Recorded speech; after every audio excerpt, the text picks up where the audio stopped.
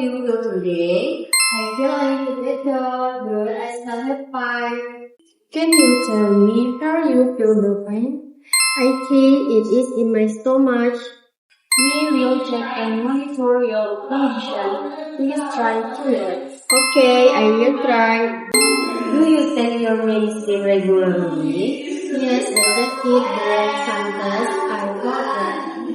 The also there is not as much and just lying it.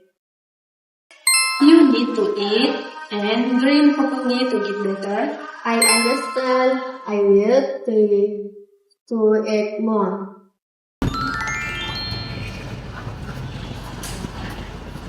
Good morning. Good morning, doctor. I want to know the patient progress. I feel better, but still has pain. Continue the treatment and give the medicine on time. Yes, doctor.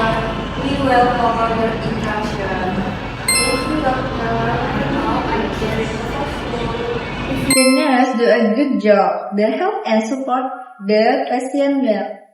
If you need help, please call us anytime. Thank you. I feel safe with you, care.